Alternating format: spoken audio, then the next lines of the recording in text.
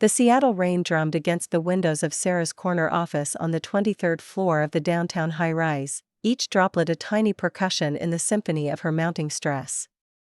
At 34, Sarah Martinez had built herself into one of the most respected marketing directors in the Pacific Northwest, her campaigns for tech startups consistently breaking engagement records and driving millions in revenue. But success, she was learning, came with a price tag that her body was starting to cash. "Sarah, the Morrison account needs your approval on the Q4 strategy," her assistant Emma called through the glass door, her voice barely audible over the hum of the bustling office. Sarah rubbed her temples, feeling the familiar tension headache creeping in like an unwelcome visitor. She'd been staying late every night for the past 3 months, arriving home after Mark had already eaten dinner and settled into his evening routine of scrolling through his phone while some Netflix series played in the background. Their conversations had dwindled to logistics: who would pick up groceries, whose turn it was to take out the trash, reminders about upcoming social obligations they both seemed to dread. "Just email it to me," Sarah replied, her voice hoarse from the back-to-back client calls that had dominated her day. "I'll review it tonight." The irony wasn't lost on her. Here she was, crafting compelling narratives that convinced people to buy products they didn't need, while her own life story was becoming increasingly hollow. Her marriage to Mark, once filled with spontaneous weekend trips and late-night conversations about their dreams, had settled into a routine so predictable she could map it like a marketing funnel. Mark worked as a project manager for a mid-sized construction company, a job that kept him physically active but mentally understimulated. At 36, he developed what Sarah generously called a dad bod, though they didn't have children, another conversation they'd been avoiding for months. His dark hair was starting to thin at the crown, and he'd taken to wearing baseball caps even indoors, a habit that irritated Sarah more than it should have. Their house in the Fremont neighborhood was a beautiful 1920s craftsman they'd renovated together during their first year of marriage, 5 years ago. The exposed brick walls and hardwood floors that had once felt warm and inviting now seemed to echo with the silence between them.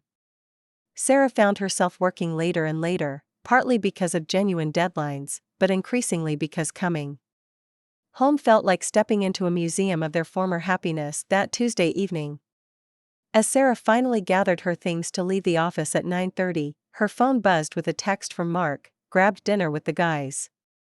Don't wait up." She stared at the message for a long moment, noting that he'd been grabbing dinner with the guys 3 times in the past week. Mark had never been particularly social. His friend group consisted mainly of college buddies he saw maybe twice a year and a few coworkers he occasionally grabbed beers with after particularly stressful projects. This sudden surge in social activity struck her as odd, but she was too exhausted to analyze it. The drive home through the rain-slicked streets of Seattle felt longer than usual. Sarah's BMW hummed quietly as she navigated the familiar route, passing the coffee shops and bookstores that made their neighborhood feel like home. She pulled into their driveway at 10:15, noting that Mark's Ford Explorer wasn't there. The house was dark except for the porch light they kept on a timer. Inside, the silence was deafening. Sarah microwaved leftover Thai food from the weekend, eating while standing at the kitchen counter and scrolling through work emails on her phone. The notification badges on her apps seemed to multiply faster than she could clear them: Slack messages, Instagram updates, news alerts, all demanding her attention in tiny red circles of urgency. She was responding to a client's urgent request for a campaign revision when she heard Mark's key in the front door. It was almost midnight. "Hey," he said, appearing in the kitchen doorway. His hair was damp from the rain, and he was carrying his gym bag, unusual for someone who'd been out to dinner with friends. "Hey," Sarah replied, not looking up from her phone. "How was dinner?" There was a pause that lasted just a beat too long. "Good. We went to that new place downtown, the one with the craft beer selection." Sarah nodded absently, finally glancing up. Mark was standing awkwardly by the counter, his gym bag still slung over his shoulder. In 5 years of marriage, she'd developed an ability to read his moods like weather patterns, and something about his energy felt off, like a sky that looked clear but carried the electric charge of an approaching storm. I'm going to shower, he said, already heading toward the stairs. Mark, Sarah called after him, her voice cutting through the quiet house. He stopped, one foot on the bottom step. Yeah? We need to talk soon. About us.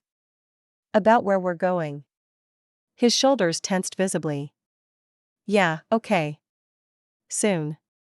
But soon, Sarah was learning, was a destination that kept moving further away, like a mirage in the desert of their marriage. The next morning, Sarah woke to an empty bed and the sound of Mark's truck pulling out of the driveway. He'd left for work without saying goodbye, something that had become routine over the past few weeks. She lay in bed for a few extra minutes, staring at the ceiling and trying to remember the last time they'd had a real conversation, not about bills or schedules or household maintenance, but about their thoughts, their fears, their dreams. At work, Sarah threw herself into the Morrison campaign with the intensity of someone running from something. The project was a rebrand for a sustainable clothing startup, and she found herself crafting messaging about authenticity and staying true to your values while her own life felt increasingly inauthentic. You look tired, Emma observed during their afternoon check-in. Are you sleeping okay? Sarah managed a weak smile. Just the usual stress. Nothing I can't handle. But the truth was, she was handling less and less each day. Her hands had started trembling during client presentations. Subtle shakes that she hoped no one noticed. Her stomach was constantly tight with anxiety, and she'd been surviving on coffee and granola bars, her appetite disappearing along with her energy. That evening, Mark texted again, working late on the Morrison project. Don't wait up. Sarah stared at the message, confusion creeping in. The Morrison project was her project. Mark worked in construction, not marketing. He'd never shown interest in her work beyond polite inquiries about her day. She called him, but it went straight to voicemail. Hey, it's Mark. Leave a message and I'll get back to you. Hey, just wanted to clarify your text, she said after the beep. I think you meant the Riverside project? The Morrison campaign is mine. Anyway, call me when you get this. He never called back. By Thursday of that week, Sarah's concern had crystallized into something sharper. Mark's behavior had become increasingly erratic, coming home at odd hours, taking phone calls in another room, becoming defensive when she asked simple questions about his day. The gym bag had become a permanent accessory, even on days when she knew he hadn't been to the gym. Their gym, Fit Zone, was a 24-hour facility in the University District that they'd joined together 2 years ago during a brief period when they'd tried to get healthy together. Sarah had abandoned her membership after a few months, but Mark had stuck with it, initially going 3 times a week, then increasing to 5, then to what seemed like daily visits. I need to blow off steam after work, he'd explained when she'd commented on his increased gym time. Construction is stressful. You understand stress. And she did understand stress. She was drowning in it, actually. Which is why, when Dr. Jennifer Huang delivered her diagnosis the following Monday, it felt like both a relief and a confirmation of what her body had been trying to tell her for months. Early-stage burnout, Dr. Huang said, reviewing Sarah's test results in her calm, professional voice. Your cortisol levels are consistently elevated, your blood pressure is higher than I'd like to see in someone your age, and you're showing signs of chronic sleep deprivation. Your body is essentially in a constant state of fight-or-flight response. Sarah sat in the sterile examination room, the paper crinkling beneath her as she shifted in her chair. What does that mean, exactly? It means your body is telling you to slow down before it makes the decision for you, Dr. Huang explained. Burnout isn't just feeling tired, it's a physical and emotional exhaustion that can lead to more serious health problems if left untreated. I'm going to recommend some lifestyle changes, and I think it would be beneficial for you to consider reducing your work hours temporarily. The conversation that followed was a blur of medical terminology and lifestyle recommendations: meditation, regular exercise, better sleep hygiene, stress management techniques. Dr. Huang prescribed a mild anti-anxiety medication to help with the acute symptoms and referred Sarah to a therapist who specialized in work-related stress. Walking out of the medical office into the gray Seattle afternoon, Sarah felt oddly liberated. Having a name for what she'd been experiencing made it real, made it something she could address rather than just endure. She imagined sharing the news with Mark, pictured him wrapping his arms around her and reassuring her that they'd figure it out together. She called him from her car in the parking lot. "Hey, babe," Mark answered, but his voice sounded distracted, like he was multitasking. "I just left the doctor," Sarah said. "I wanted to talk to you about, can we talk later? I'm in the middle of something at work." Sarah paused, stung by his dismissive tone. In the background, she could hear what sounded like music and voices, not the typical sounds of a construction site. "Mark, this is important. I was diagnosed with, Sarah, I really can't talk right now. We'll discuss whatever it is when I get home, okay?" The line went dead before she could respond. Sitting in her car in the medical center parking lot, watching the rain streak down her windshield, Sarah felt something shift inside her chest. It wasn't just disappointment, it was a kind of awakening, like suddenly seeing clearly after months of looking through fogged glass. Her husband, the man who had promised to support her through sickness and health, had just dismissed her medical diagnosis because he was in the middle of something at work. The same husband who had been acting increasingly strange, coming home at odd hours with unexplained gym bags and taking mysterious phone calls. Sarah started her car and drove home. But instead of feeling defeated, she felt focused. Her marketing mind was already working, analyzing patterns and inconsistencies like she would for any campaign that wasn't performing as expected. And Mark's behavior, she was realizing, had a lot of inconsistencies that needed investigation. That evening, when Mark came home at nearly 11 o'clock with his gym bag and a story about helping a coworker move furniture, Sarah was waiting for him in the living room with a cup of tea and a calm expression. "How was your day?" she asked, her voice neutral and pleasant. Mark seemed surprised to find her still awake. "Fine. Busy. You know how it is." "I do," Sarah said, taking a sip of her tea. "I wanted to tell you about my doctor's appointment today." She watched his face carefully as she explained her diagnosis, noting how his attention seemed to drift. How he kept checking his phone, how his responses were generic and distracted. "That's rough, babe," he said when she finished. "Maybe you should take a vacation or something." "Maybe," Sarah agreed. "The doctor said I need more support at home. Less stress in my personal life." Mark nodded absently, already heading toward the stairs. "Yeah, definitely. We can talk more about it this weekend." But as Sarah watched him disappear up the stairs, she had a feeling that this weekend, like so many others recently, would come and go without any meaningful conversations. Mark seemed to be living in a parallel universe where their marriage was fine, where her health concerns were minor inconveniences, where his increasingly suspicious behavior was completely normal. Alone in the living room, surrounded by the furniture they'd chosen together and the photos chronicling their relationship's happier moments, Sarah made a decision. She was going to find out what was really going on with her husband. Not because she was suspicious by nature, but because she deserved to know the truth about her own life, and if that truth turned out to be what she was starting to suspect, well, Mark was about to learn that underestimating Sarah Martinez was the biggest mistake he'd ever made. Sarah had always been good at research. It was one of the skills that made her exceptional at her job, the ability to dig deep, analyze patterns, and uncover insights that others missed. She approached investigating her husband's behavior with the same methodical precision she used for market research. Though the stakes felt infinitely higher, it started with the small things. On Tuesday evening, while Mark was in the shower, Sarah casually picked up his phone from the nightstand. It was locked, of course, but she noticed something interesting. The battery was nearly dead, even though he'd plugged it in when he got home just 30 minutes earlier. Heavy phone usage throughout the day, she noted mentally.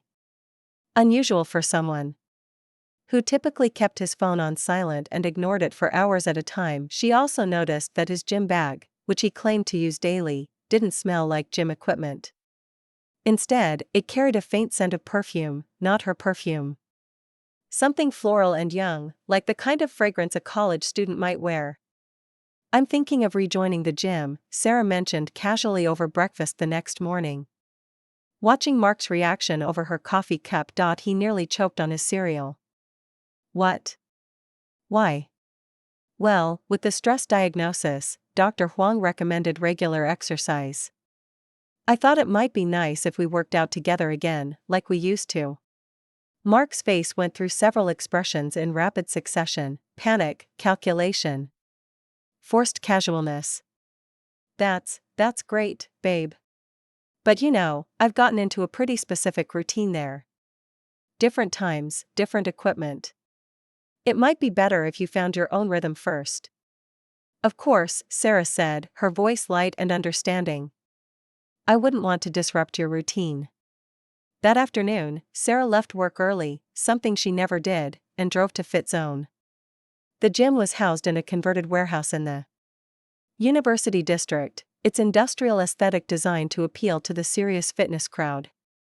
Sarah had always felt intimidated by the place, with its rows of heavy equipment and mirrors that seemed to magnify every insecurity she paid for a day pass, and spent 20 minutes on the elliptical, positioning herself where she could observe the gym's main floor. Mark typically went to the gym around 6 o'clock, according to his recent patterns, so she settled in to wait. At 6:15, she spotted him.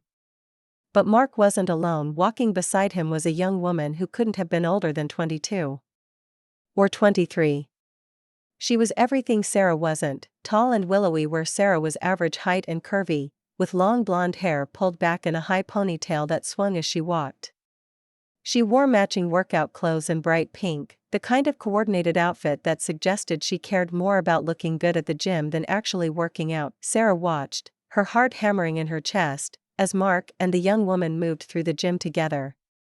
They weren't just working out in the same space, they were clearly together, sharing equipment, laughing at private jokes, and maintaining the kind of casual physical contact that spoke of intimacy.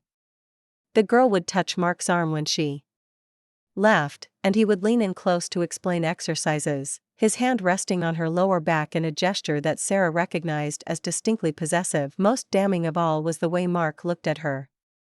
It was the same way he used to look at Sarah during their early dating days, with attention, with desire, with the kind of focused intensity that made the person on the receiving end feel like the most fascinating woman in the world. Sarah left the gym before they could spot her, her hands shaking as she started her car. The drive home was a blur of Seattle traffic and her own rapid breathing. She felt nauseous, dizzy, and completely unprepared for the confirmation of what she'd suspected but hoped wasn't true. At home, she sat in her car in the driveway for 20 minutes, trying to compose herself before going inside. She needed to think, to plan, to figure out her next move. Confronting Mark immediately would be satisfying but ultimately stupid. She needed more information first. That night, when Mark came home with his usual story about a great workout, Sarah nodded and smiled and asked about his day with the same casual interest she'd always shown. But inside, she was cataloging every lie, every misdirection, every moment of casual disrespect he'd shown her over the past few months. "I've been thinking about what you said," she told him as they got ready for bed. "About taking a vacation." Mark looked relieved. "Yeah? That's great. You definitely need to decompress." "I was thinking maybe a week in California. Visit my sister in San Diego. Get some sun, clear my head." "Perfect," Mark said, a little too quickly. "When were you thinking? Maybe next month? I'll need to clear it with work, but I think it could be really good for me." Sarah had no intention of going to California. But she wanted to see what Mark would do if he thought he had a week of freedom from his wife's watchful eyes. Over the next few days, Sarah became a detective in her own life. She started paying attention to patterns she'd previously dismissed as quirks or coincidences. Mark's sudden interest in his appearance, for instance, he'd started using a different cologne, had gotten a new haircut, and had bought several New shirts that were more fitted and fashionable than his usual wardrobe. He'd also become protective of his phone in a way that was new and obvious. He used to leave it lying around carelessly, but now it was always face down, always within arm's reach, and he'd started taking it with him even when he went to the bathroom. On Friday evening, Sarah told Mark she was going out for drinks with Emma and wouldn't be home until late. Instead, she parked at the end of their street and waited. At 7:30, Mark's Explorer pulled out of the driveway, and Sarah followed at a careful distance. He didn't go to the gym. Instead, Mark drove to a trendy apartment complex in the Capitol Hill neighborhood, the kind of place that catered to young professionals and college students with its modern amenities and proximity to Seattle's nightlife. Sarah watched from across the street as Mark used a key to enter the building.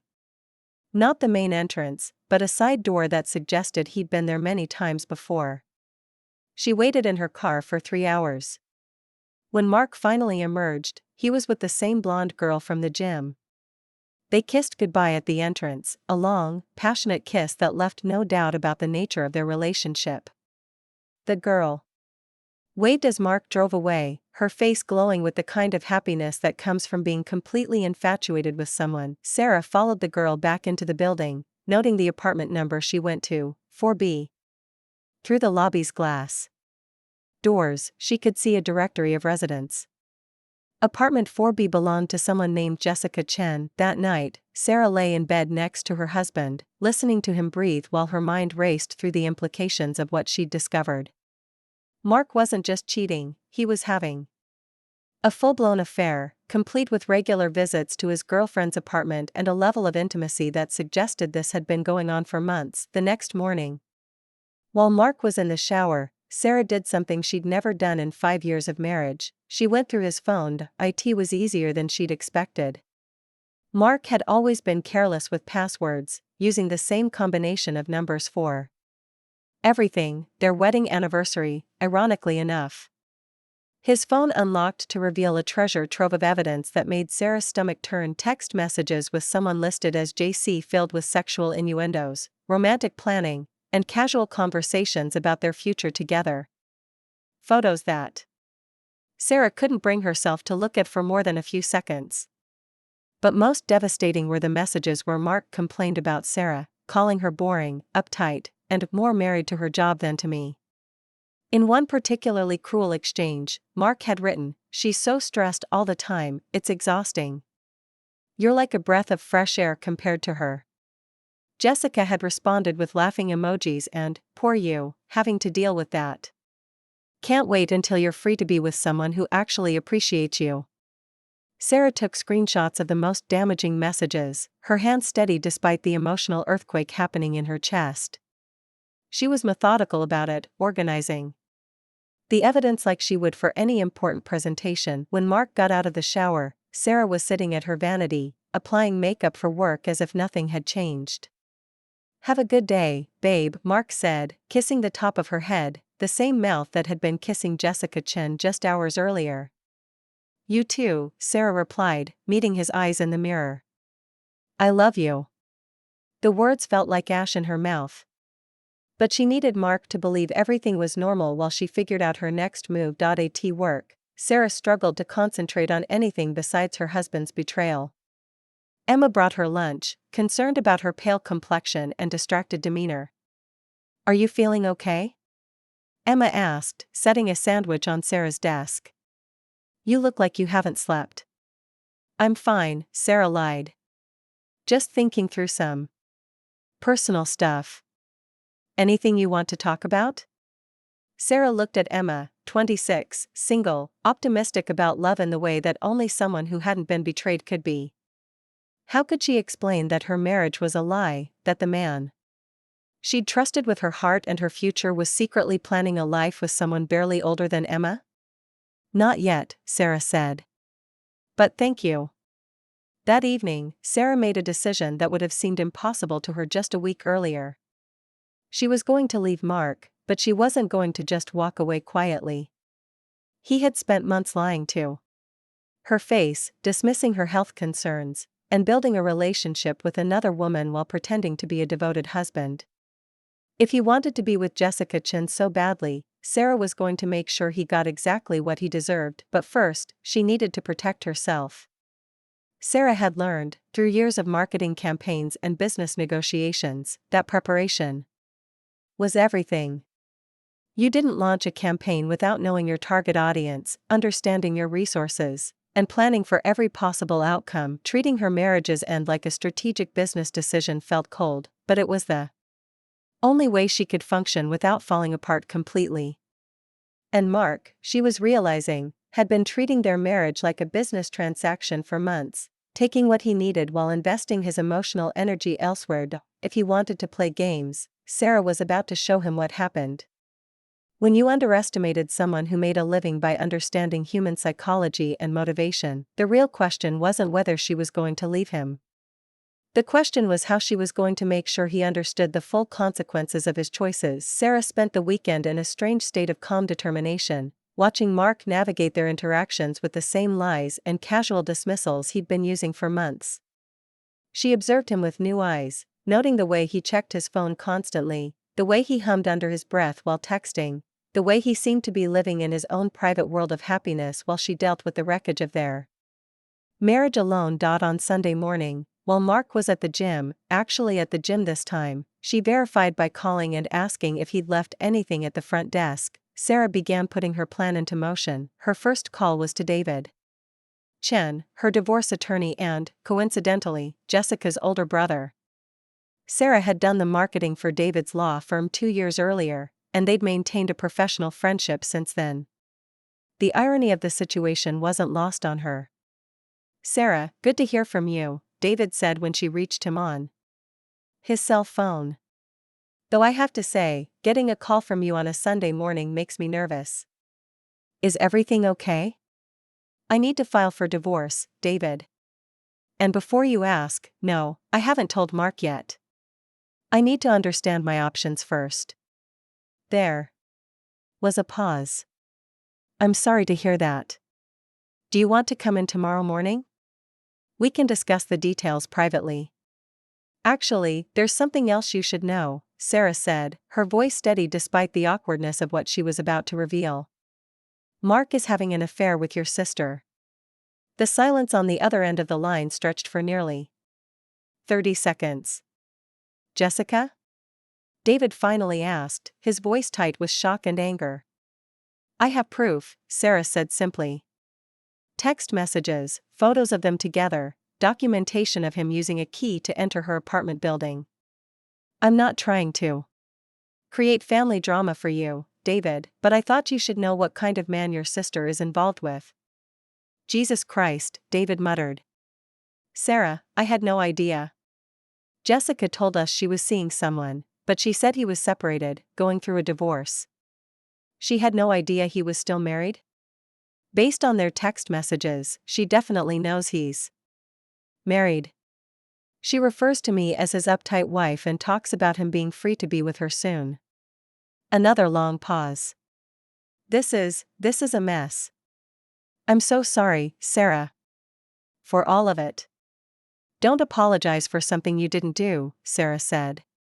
"But I do need the best divorce attorney in Seattle, and that's you.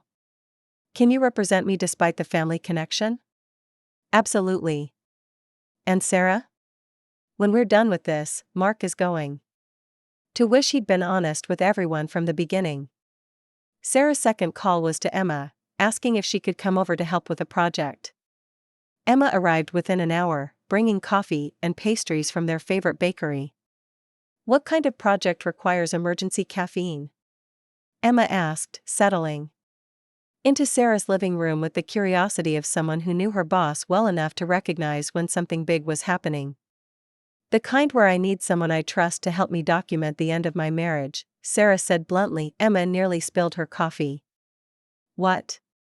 Over the next 2 hours, Sarah explained everything: the burnout diagnosis, Mark's affair, the months of lies and emotional neglect. Emma listened with growing outrage, asking clarifying questions and taking notes like she was planning a marketing campaign. "What do you need me to do?" Emma asked when Sarah finished. "I need you to help me transfer our joint assets to my individual accounts, document everything in our house that belongs to me, and be my witness for some of the financial arrangements I'm going to make. Emma nodded grimly. When do we start? Now. They spent the rest of Sunday methodically going through the house, photographing valuable items, organizing important documents, and creating an inventory of everything Sarah had brought into the marriage or purchased with her own money. It was tedious work, but Sarah found it cathartic, like finally taking control of a situation that had been spiraling beyond her influence for months. Sarah's financial situation was better than she'd initially realized. While Mark made decent money in construction, Sarah's salary was nearly double his, and she'd been the primary contributor to their joint savings account. More importantly, the house was in her name, a decision they'd made 5 years ago based on her better credit score and larger down payment. He's going to be in for a shock when he realizes how much of your shared life actually belongs to you, Emma observed, scrolling through bank statements on Sarah's laptop. Good, Sarah said with a satisfaction that surprised her with its intensity. Let him figure out what his choices are really worth. Monday morning, Sarah met with David Chen in his downtown office. The meeting was professional but tense, with David clearly struggling to balance his role as her attorney with his anger at his sister's involvement in the situation. I have to ask, David said, reviewing the evidence Sarah had provided. Are you interested in pursuing this as a contested divorce? Given the adultery, we could make Mark's life very difficult in court. Sarah considered this. The vindictive part of her wanted to drag Mark through the most painful legal process possible. But the practical part of her, the part that had built a successful career by being strategic rather than emotional, saw a more elegant solution. I want him to understand the consequences of his choices, Sarah said. But I don't want to spend the next year of my life tied up in legal battles with him. I want to be free to move forward. What did you have in mind? Sarah smiled for the first time in days. I want to give him exactly what he thinks he wants, but make sure he understands what he's actually getting. The plan they developed was both simple and devastating. Sarah would file for divorce immediately, but she wouldn't contest Mark's right to be with Jessica. Instead, she would make it clear that his choices had consequences that extended far beyond their marriage. First, Sarah would withdraw her portion of their joint assets, which constituted about 70% of their total savings, and close the joint accounts. Mark would be left with his individual checking account, which typically contained less than $1,000 at any given time. Second, she would remove his name from all of their shared credit cards, utility accounts, and service contracts. Since everything was in her name originally, this would leave Mark with no credit history tied to their shared life and no access to the comfortable lifestyle he'd been taking for granted. Third, and most importantly, Sarah would inform Mark that he needed to move out of the house immediately. Since the house was solely in her name and she'd made all the mortgage payments from her individual account, Mark had no legal claim to it.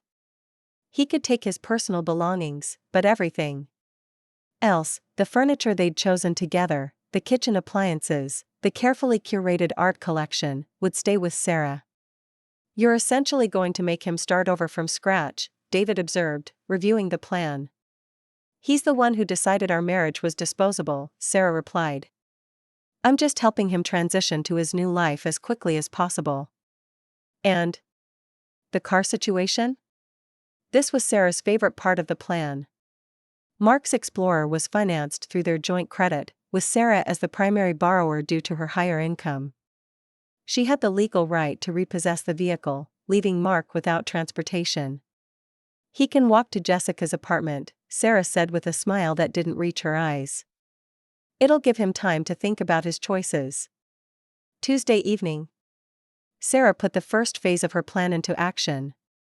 While Mark was at the gym, actually at Jessica's apartment, based on his location sharing that he'd forgotten to turn off, Sarah went to their bank and transferred all but $50 from their joint accounts to her individual savings account. She then called their credit card companies, explaining that she was filing for divorce and needed to remove her soon-to-be ex-husband from all accounts immediately. The customer service representatives were surprisingly helpful, probably because Sarah was the primary account holder on all their cards. Next, she called their internet provider, electric company, and cell phone carrier, transferring everything to her individual account and removing Mark's access. His phone service would be suspended by Thursday morning. The most satisfying call was to the auto loan company. Sarah explained that she was divorcing the co-signer on their loan and wanted to exercise her right to reclaim the vehicle. They scheduled a repossession for Wednesday evening. By the time Mark came home at nearly midnight, looking satisfied and smelling like Jessica's perfume, the foundation of his comfortable life had already been dismantled. He just didn't know it yet. "How was your workout?" Sarah asked pleasantly, looking up from her laptop where she'd been reviewing divorce papers. "Great," Mark said, avoiding her eyes. "Really pushed myself tonight." "I'm sure you did," Sarah replied, turning back to her screen. "By the way, I'm going to work from home tomorrow. I have some important calls to make." "Okay, cool. I'll probably be late again tomorrow night." "Big project at work?" Sarah nodded understandingly. "Of course. You should probably enjoy these late nights while you can. I have a feeling your schedule is about to change dramatically." Mark looked at her strangely, but Sarah had already returned her attention to her laptop, where she was reviewing the final details of her divorce filing. Tomorrow was going to be a very interesting day for her husband. She just hoped Jessica Chen was prepared to support a man who was about to lose everything he'd taken for granted. The best part was that Mark had done this to himself. Every lie, every dismissal of her health concerns, every moment he'd chosen to invest in his affair instead of his marriage had led to this moment. Sarah wasn't destroying his life, she was simply removing the safety net he'd been relying on while he systematically betrayed her trust. If he wanted to start fresh with Jessica, he was going to get the opportunity to do it authentically. With nothing but the clothes on his back and the consequences of his choices following him every step of the way, Wednesday began like any other morning in the Martinez household, with Mark rushing through his usual routine of coffee and toast. While checking his phone, Sarah watched him with fascination, knowing that this was the last normal morning he'd experience for a very long time. "I've got that late meeting tonight," Mark said, kissing the top of her head in what had become a perfunctory gesture. "Don't wait up." "Actually, I'm glad you mentioned that," Sarah said, her voice calm and pleasant. "We need to talk when you get home tonight. It's important." Mark paused in the doorway, his expression shifting from casual dismissal to mild concern. "Everything okay?" "We'll discuss it tonight," Sarah said, returning to her laptop with a slight smile. "Have a good day at work, honey." After Mark left, Sarah spent the morning making final preparations. She'd taken a personal day from work, something she rarely did, but today required her full attention. Emma had offered to come over for moral support, but Sarah wanted to handle this part alone. At 10 a.m., David Chen called to confirm that the divorce papers had been filed with the court. "You're officially separated as of this morning," he told her. "How are you feeling?" "Surprisingly good," Sarah admitted. "Is that terrible?" "Not at all. You're taking control of a situation that was out of control. That's healthy." At noon, Mark's phone service was suspended. Sarah knew this because she'd been tracking his location through their shared Apple account, and his phone suddenly stopped reporting his whereabouts. She imagined him trying to call Jessica during his lunch break, growing increasingly frustrated. As his calls failed to connect. At 2 p.m., the auto repossession company called to confirm they had located Mark's Explorer in the parking lot of his construction site. "We've got the vehicle, Mrs. Martinez. Clean retrieval, no issues. Where would you like us to deliver it?" "Keep it for now," Sarah said. "I'll let you know." She spent the afternoon organizing Mark's belongings into neat piles in the living room. Clothes, personal items, a few pieces of furniture he'd brought into their marriage. Everything fit into 4 cardboard boxes and 2 suitcases.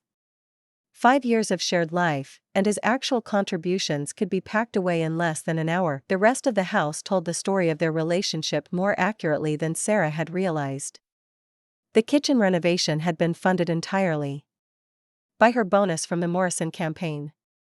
The living room furniture had come from her savings account. Even the bedroom set they'd chosen together had been purchased with her credit card. The payments automatically deducted from her individual checking account. Mark had been living in her house, spending her money, and enjoying the lifestyle her success provided while secretly building a relationship with another woman. The audacity of it was breathtaking. At 4 p.m., Sarah's doorbell rang. It was a courier with an envelope containing Mark's copy of the divorce papers. She signed for them and placed the envelope on top of his packed belongings, like a bow-on. A present. At 5:30, Sarah heard a taxi pull into the driveway. Through the window, she watched Mark get out, looking confused and agitated. He spoke briefly with the driver before walking to the front door, patting his pockets for keys. Sarah opened the door before he could knock. "What the hell is going on?" Mark demanded, his face flushed with anger and confusion. "My phone is dead, my truck is gone, and I had to take a taxi home from work. The guys are already asking questions." "Come in," Sarah said calmly, stepping aside. "We need to talk." Mark stormed into the living room, then stopped short when he saw the packed boxes and suitcases arranged neatly by the front door. "What is this?" he asked, his voice suddenly quieter. Sarah picked up the envelope containing the divorce papers and handed it to him. "This is me giving you exactly what you want, Mark. Freedom." Mark tore open the envelope, his eyes scanning the legal documents with growing shock. "Divorce papers?" "Sarah, what? Why would you? We can work this out. Whatever's wrong, we can fix it. Can we fix the fact that you've been having an affair with Jessica Chen for the past 4 months?" Sarah asked, her voice steady and matter-of-fact. The color drained from Mark's face. He opened his mouth, then closed it, then opened it again like a fish gasping for air. "I don't know what you're talking about," he finally managed, but his voice cracked on the words. Sarah pulled out her phone and began reading from the screenshots she'd taken. "She's so stressed all the time, it's exhausting. You're like a breath of fresh air compared to her. That's what you texted Jessica last Thursday at 9:15 p.m., while I was upstairs having a panic attack about my burnout diagnosis." Mark sank onto the couch, his head in his hands. "Sarah, I can explain." "Oh, you don't need to explain," Sarah interrupted. "I understand perfectly.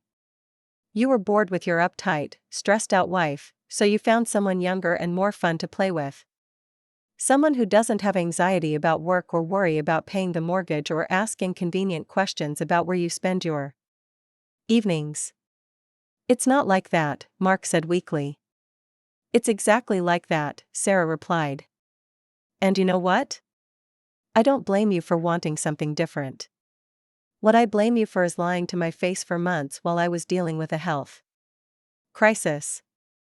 What I blame you for is dismissing my medical diagnosis because you were too busy texting your girlfriend to care about your wife's well-being." Mark looked up at her, his eyes red-rimmed. "I made a mistake, Sarah. A big mistake. But we can work through this. We can go to counseling, we can't do anything, Mark. There is no we anymore. You made that decision when you gave Jessica Chen a key to her apartment and started planning your future together." Sarah walked to the window, looking out at the Seattle skyline she'd grown to love during their 5 years in this house. "I've withdrawn my money from our joint accounts. I've removed you from all our shared credit cards and service contracts. I've reclaimed the vehicle that was financed primarily through my credit. And I'm keeping the house, since it's in my name and I've been making the mortgage payments. You can't just kick me out," Mark said, panic creeping into his voice. "I live here too." "You live here because I've been supporting you," Sarah corrected. "My salary pays for this house, Mark. My credit made our lifestyle possible. My health insurance covered your medical expenses. You've been living as my dependent while secretly planning to leave me for someone else." She turned back to face him. "But here's the thing, I'm not angry about Jessica. I'm actually grateful to her. She helped me see that my marriage was already over, and she's welcome to whatever's left of the man I used to love. Mark stood up abruptly, pacing to the far side of the room. This is insane, Sarah. You're destroying everything over a stupid affair that doesn't mean anything. If it doesn't mean anything, then you should have no problem ending it and focusing on rebuilding our marriage, Sarah said. Are you willing to do that? Cut off all contact with Jessica, quit the gym, give me full access to your phone, and start couples therapy immediately? Mark opened his mouth to respond, then closed it again. The silence stretched between them, filled with the weight of a question they both knew he couldn't answer honestly. I thought so, Sarah said softly. You're not willing to give her up. Because this isn't just a stupid affair, Mark. You're in love with her. And the fact that you can't admit that, even now, tells me everything I need to know about your character. Where am I supposed to go? Mark asked, his voice small and defeated. I assume you'll go to Jessica's apartment, Sarah replied. You have a key, after all. And she's been so eager for you to be free to be with her. Well, congratulations, you're about to be very free indeed. Mark looked around the living room as if seeing it for the first time, the artwork they'd chosen together, the furniture that had been purchased with Sarah's money. The life they'd built that had apparently meant so little to him that he'd been willing to gamble it all away for a 23-year-old with no responsibilities and unlimited availability. I need to get some more of my things, he said finally. Everything that belongs to you is already packed, Sarah said, gesturing to the boxes and suitcases. I've been very fair about what constitutes your personal property versus our shared assets. Mark walked over to the boxes, opening one to check the contents. His shoulders sagged as he realized how little of their shared life actually belonged to him. How am I supposed to carry all this to Jessica's apartment? He asked. It's 3 miles away. Sarah shrugged. I'm sure you'll figure it out. You're very resourceful when it comes to getting what you want. You're really going to make me walk there? Carrying boxes? I'm not making you do anything, Mark. I'm simply not providing you with resources that you no longer have access to. You made the choice to prioritize your relationship with Jessica over your marriage to me. These are just the natural consequences of that choice. Mark stared at her for a long moment, as if trying to find some trace of the woman he'd married, the woman who had been understanding and supportive and willing to accommodate his needs even when it came at the expense of her own well-being, but that woman was gone, replaced by someone who understood her own worth and refused to accept less than she deserved. This isn't you, Sarah, Mark said finally. You're not this cold. You're right, Sarah agreed. The old Sarah would have blamed herself for your affair. She would have wondered what she did wrong, how she could have been a better wife, what she could do to win you back. The old Sarah would have begged you to choose her over Jessica. She walked to the front door and opened it, the cool Seattle evening air flowing into the house. But the old Sarah was married to a man who loved and respected her. This Sarah is talking to a stranger who's been lying to her face for months while she dealt with a health crisis. This Sarah knows that she deserves better than a husband who dismisses her medical diagnosis and complains about her to his girlfriend. Mark picked up one of the boxes, testing its weight. I don't know how I'm going to manage all of this. You could call Jessica to help, Sarah suggested. I'm sure she'd be happy to support her boyfriend during this difficult transition. After all, she's been so understanding about your situation. She doesn't have a car, Mark mumbled. Then I guess you'll have to make multiple trips, Sarah said. Or invest in a good wagon. Amazon delivers. Mark made 3 trips over the next 2 hours, carrying his belongings from the house to Jessica's apartment building. Sarah watched from the window as he trudged down the street with boxes balanced awkwardly in his arms, his gym bag slung over his shoulder. Looking like a man who was finally understanding the true cost of his choices, neighbors began to notice during his second trip. Mrs. Patterson from across the street came out to water her garden just as Mark was struggling with a particularly heavy box, and Sarah saw them exchange words. Mark's face was red with embarrassment as he continued down the sidewalk, followed by the curious stares of people who had known them as a couple for 5 years. By the time Mark returned for his final load, word had spread through their small neighborhood. Sarah could see curtains twitching in windows, neighbors finding excuses to check their mailboxes or walk their dogs just as Mark passed by with his possessions. "The whole neighborhood is going to know about this by tomorrow," Mark said when he came back for the last suitcase, his voice tired and defeated. "They're going to know that we're getting divorced," Sarah corrected. "What they think about the reasons is up to you. You could tell them the truth, that you fell in love with someone else and decided to end our marriage to be with her. Or you could make up a story that makes you look better. But either way, Mark, our marriage is over." Mark picked up the final suitcase, pausing in the doorway. "I never meant for it to happen like this." "I know," Sarah said, and for a moment her voice softened with genuine sadness. "I don't think you meant to hurt me, Mark. I think you just stopped thinking about me altogether. And that might actually be worse than if you'd set out to be cruel." "I did love you, Sarah. I do love you." "No," Sarah said firmly. "You loved the version of me that made your life comfortable and asked for nothing in return. You loved having a wife who paid the bills and maintained the household and never questioned where you spent your time or who you spent it with. But you never loved me enough to be honest with me, even when I was struggling with my health." She stepped back from the doorway.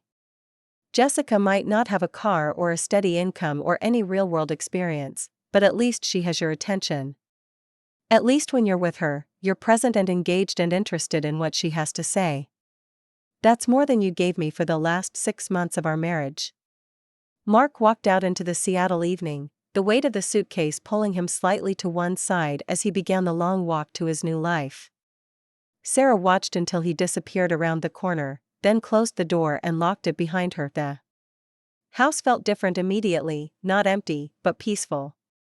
Sarah walked through the rooms, noting how much larger everything seemed without the tension that had been building for months.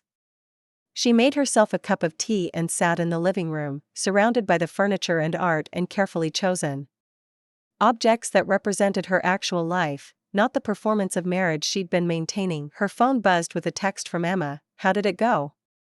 "Better than expected," Sarah typed back. "He's gone." "How are you feeling?" Sarah considered the question. She felt sad, certainly. The end of a marriage was always a loss, even when it was necessary. She felt angry about the months of deception and the dismissal of her health concerns. But underneath those emotions was something she hadn't felt in a long time: relief. Free, she finally responded. That night, Sarah slept better than she had in months. She woke up the next morning in a bed that belonged entirely to her, in a house that was hers, with a bank account that reflected her actual financial contribution to the life she'd been building. For the first time in months, she felt like herself again. At work, Emma brought her coffee and pastries from their favorite bakery, and Sarah realized she was actually hungry, another sign that her stress levels were already beginning to normalize. "Any word from Mark?" Emma asked. "Not yet," Sarah said. "But I imagine Jessica's apartment is a bit more crowded than she expected it to be." Sarah's phone rang around noon. It was David Chin. "I thought you should know," he said without preamble. "Jessica called our parents this morning." Apparently, Mark showed up at her apartment last night with all his belongings and no money, no car, and no phone service. She's not handling the reality of the situation as well as she expected. Meaning? Meaning she thought dating a married man would be exciting and romantic, but she's discovering that actually supporting a divorced man with no resources is a lot less fun than she imagined. Sarah found herself smiling. How unfortunate for them. Both. Jessica is asking our parents for money to help Mark get back on his feet. She seems genuinely shocked that he doesn't have any savings or assets of his own. Well, she's about to get a very thorough education in the difference between fantasy and reality, Sarah said. Mark presented himself as financially stable because he was living off my income. Now she gets to see what he's actually worth on his own. My parents are furious with her, by the way. They liked you. I liked them too, Sarah said, meaning it. The Chin family had always been kind to her, and she felt bad that Jessica's poor judgment was creating family drama for them. Over the next few days, Sarah began receiving calls and messages from mutual friends who had heard about the divorce. Most were supportive, expressing shock at Mark's affair and admiration for how she'd handled the situation. But a few seemed to think she'd been too harsh, suggesting that she should have tried harder to save her marriage. Every marriage goes through rough patches, her friend Lisa said over lunch on Friday.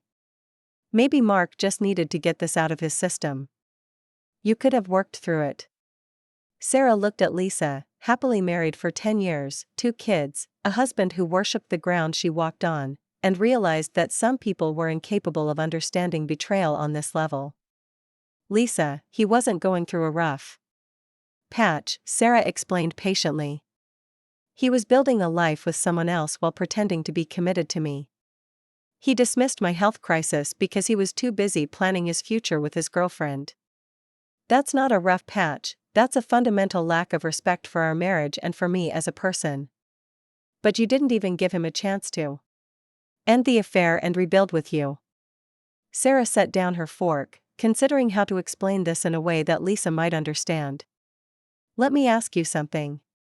If Tom came home tonight and told you he'd been having an affair for 4 months, that he'd been telling his girlfriend how boring and uptight you were, and that he'd dismissed your health concerns because he was too distracted by his new relationship to care about your well-being, would you want to work it out? Lisa was quiet for a moment. That's different. Tom would never, you're right. Tom would never do that because he loves and respects you. Mark did do that because he doesn't love or respect me. And I finally have enough self-respect to recognize the difference. That weekend, Sarah did something she hadn't done in years. She took care of herself.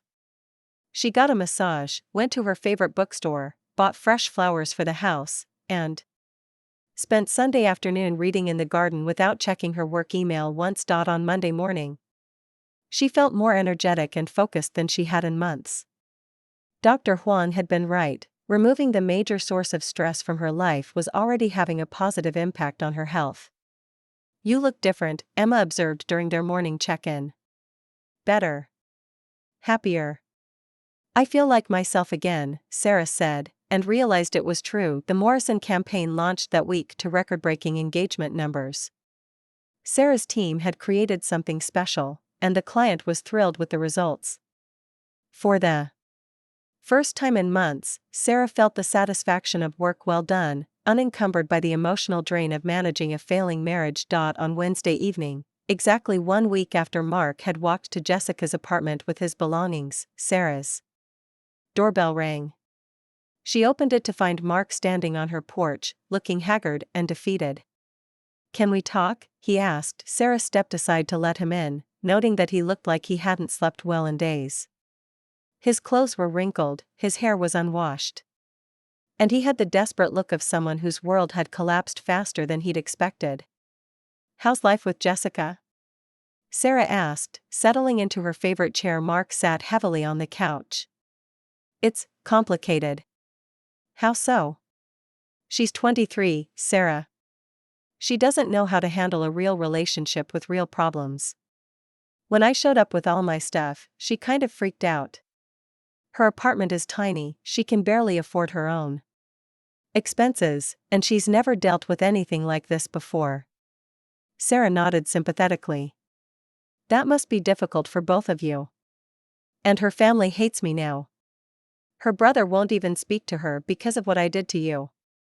Her parents think I'm a predator who took advantage of their daughter. Are they wrong? Sarah asked. Mark looked at her sharply. What's that supposed to mean? Mark, you're a 36-year-old married man who pursued a relationship with a 23-year-old girl who had no idea what she was getting involved in. You lied to me, you probably lied to her, and now you're both dealing with the consequences of decisions that were based on fantasy rather than reality. I told her I was married, Mark protested. Did you tell her that I was supporting you financially? Did you mention that the house, the car, the lifestyle she was so impressed by all came from my income, not yours? Did you explain that if you left me, you'd be starting over with nothing but a construction worker's salary and no savings? Mark's silence was answer enough. I didn't think so, Sarah continued. You let her believe you were some successful, sophisticated older man who just happened to be stuck in an unhappy marriage. Now she's discovering that you're actually a middle-aged man with no assets, no car, and no plan for the future beyond hoping she'll take care of you the way I did. It's not like that, Mark said weakly. Then what is it like, Mark? What's your plan now? Are you going to marry Jessica and start a family with her? Are you going to support her while she finishes college? Are you going to build a life together based on the solid foundation of lies and betrayal that brought you together? Mark put his head in his hands. I don't know. I don't know anything anymore. They sat in silence for several minutes, the weight of 5 years of marriage and months of deception filling the space between them. I made a mistake, Sarah, Mark finally said. The biggest mistake of my life. I threw away something real for something that was just exciting. And now I've lost everything. You haven't lost everything, Sarah said gently. You've lost the version of your life that was built on my sacrifices and my financial support. But you've gained the opportunity to build something authentic with Jessica, something based on who you really are rather than who you could pretend to be with my help. What if I don't want to be with Jessica anymore? What if I want to come home? Sarah looked at him, really looked at him, and saw a man who was finally confronting the reality of his choices. He looked older, tired, and genuinely regretful. A part of her felt sorry for him. Mark, do you remember last month when I told you I'd been diagnosed with burnout? He nodded. Do you remember what you said? Mark was quiet, clearly trying to recall the conversation. You told me to take a vacation, Sarah said. You didn't ask what the diagnosis meant, you didn't offer to help reduce my stress at home, you didn't suggest we work together to improve my health. You told me to take a vacation and then went to Jessica's apartment where you complained about how exhausting it was to live with me. Mark's face crumpled. I'm sorry. I'm so sorry, Sarah. I know you are. And I forgive you, Mark. I really do. But forgiveness doesn't mean I'm willing to go back to a marriage where my partner sees my health crisis as an inconvenience and my emotional needs as a burden. She stood up and walked to the window, looking out at the neighborhood where they'd planned to grow old together. You asked if you could come home, but Mark, this was never really your home. This was my house that I shared with you. Those weren't your savings that supported our lifestyle. That wasn't your success that made our comfortable life possible. You were living in my life, not building our life together. She turned back to face him. And maybe that's partly my fault. Maybe I made it too easy for you to be passive in our marriage, to take what I offered without contributing equally. But the moment you decided to invest your emotional energy in someone else while continuing to benefit from my financial support, you crossed a line that can't be uncrossed. Mark stood up, looking around the living room one more time. So this is really it? We're really over? We've been over for months. Mark. I'm just the first one to admit it. He walked to the door, then paused. For what it's worth, Sarah, you deserved better than what I gave you. You deserved a partner who appreciated what you brought to the relationship instead of taking it for granted. Yes, I did, Sarah agreed. And now I know that about myself, which means I'll never settle for less again. After Mark left, Sarah poured herself a glass of wine and sat in her garden as the sun set over Seattle. Her phone buzzed with messages from Emma, from David Chen, from friends checking in on her, all part of a support network that had rallied around her during this difficult time. But for the first time in months, Sarah didn't feel like she needed support. She felt strong, capable, and optimistic about her future. She'd discovered that she was perfectly capable of taking care of herself, that her own company was preferable to a relationship built on lies and emotional neglect, and that sometimes the best thing you could do for someone was to let them experience the full consequences of their choices. Mark would figure out his life with Jessica, or he wouldn't. Either way, it was no longer Sarah's problem to solve. As for Sarah, she had a successful career to focus on, a beautiful home to enjoy, and for the first time in years, complete control over her own destiny. The woman who had been too stressed and accommodating to recognize her husband's affair had evolved into someone who understood her own worth and wasn't afraid to demand the respect she deserved. It wasn't the ending to her marriage that she'd once imagined, but it was an ending that left her stronger, wiser, and ready for whatever came next.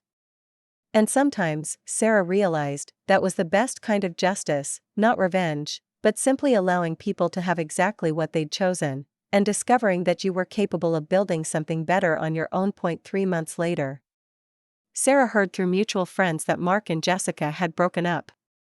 Apparently, the reality of supporting a man with no resources had been too much for Jessica to handle, while Mark had struggled with the guilt of what he'd given up for a relationship that had been built more on fantasy than substance. Sarah felt no satisfaction in their failure, just a quiet sadness for two people who had made choices based on what they thought they wanted rather than understanding what they actually needed. As for her own life, Sarah was thriving. Her burnout symptoms had disappeared completely once the stress of her failing marriage was removed. She'd been promoted at work, had started dating someone new who appreciated her success rather than feeling threatened by it, and had finally learned the difference between being loved and being convenient. The house in Fremont was still hers, but now it felt like a home rather than a performance space. She'd redecorated, removing the traces of her marriage to Mark and creating spaces that reflected her own taste and personality. Friends commented on how happy and relaxed she seemed, how much more herself she appeared to be, and when people asked her for advice about relationships, Sarah would tell them what she'd learned, that love without respect is just convenience, that financial partnership without emotional partnership is just transaction, and that sometimes the most loving thing you can do for yourself is to walk away from someone who doesn't value what you bring to their life. Mark had taught her that lesson, though not in the way he'd intended. And for that education, Sarah was ultimately grateful. After all, it had cost her a marriage she didn't want to be in anyway, and it had given her back herself. In the end, that turned out to be the best trade she'd ever made.